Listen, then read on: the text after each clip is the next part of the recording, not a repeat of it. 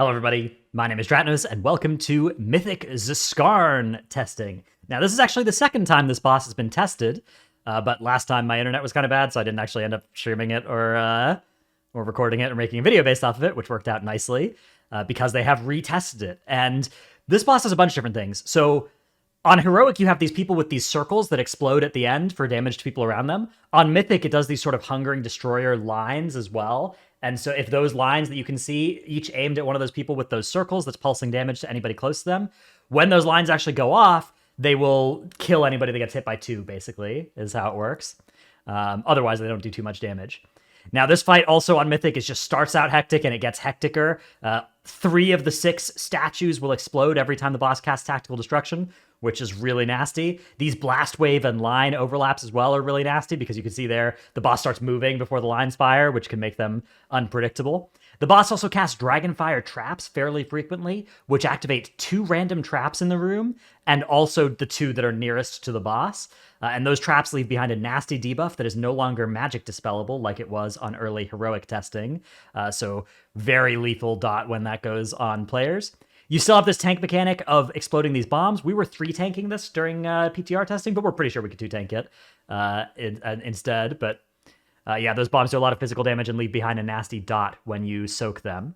Now, the adds on this fight that get summoned, they always get summoned when there's about to be Tactical Destruction, which is really nasty. And the thing that's different on Mythic about them is that they become CC immune once they're below like 75% health.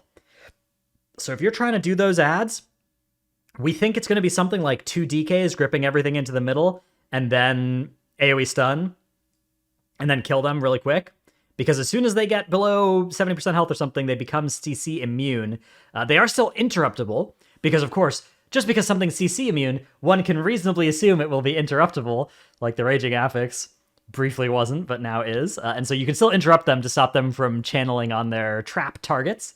And then you're still supposed to, click on their bodies and get an extra action button that lets you deactivate a trap. So we were thinking, okay, let's try and keep the middle of the room clear and start polluting the edges of the room as much as we can with the traps, but it's still started to get really nasty here. You can see as we're starting to make our way towards the midpoint of the fight in terms of boss health, that this room is just starting to get extremely nasty. This knockback is very likely to knock you into a trap, which is going to do a lot of damage. And just the boss is activating so many more traps than you can actually defuse. Plus, you have these lines, plus knockback, plus Tactical Destruction overlaps, where it's just like, okay, 3/4 of the room is lethal because the Tactical Destruction is killing it. Another fraction of the remaining space has traps in it that you don't want to stand in. Another section of the room, you have to be careful to spread the lines and not be getting double hit by those. And it's just like giga nasty. You can see here, the blast wave now. We're trying to use it to like get knocked in the direction we want to go, but we're having to play in just such a small, tiny, tiny fraction of the room here. And yeah, like moving the boss is a little bit nasty because we don't have a good timer right now on PTR for like when those arrows are about to shoot. Once we have one of those, it'll be a little bit nicer. You can look at like the debuffs of the people that it's on, the circle debuffs, but you see these arrows for like 10 seconds before they actually fire, and you really don't want the boss to be moving as they fire because that's a recipe for people getting double hit. So that's something that'll be easier once we have like a weak aura that just counts it down. The boss could also do a cast or something, but that's not seeming too likely to happen. So yeah, that'll be a weak aura solution for sure. Yeah, you can see we just get to this spot here where our whole room is on fire. Our whole raid is dead. It's a hectic nightmare that seems like it's going to be quite fun. This seems like it's going to be a pretty cool encounter. This is the 6th of boss in the raid. I think you have to do this 1/6. You like kill the 2 wings and then recombine to do Zskarn and then Magmarax and then Neltharion.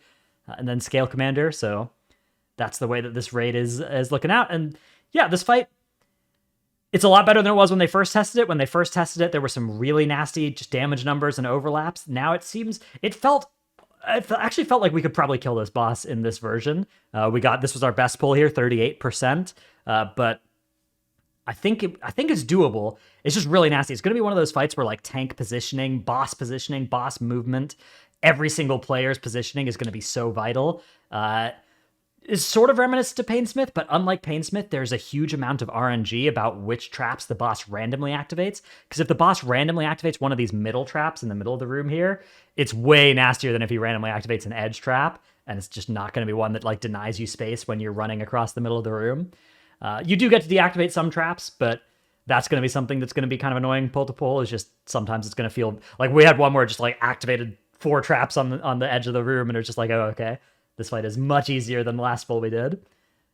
Anyways, hope you enjoyed this video. That's a quick look at Mythic Zskarn.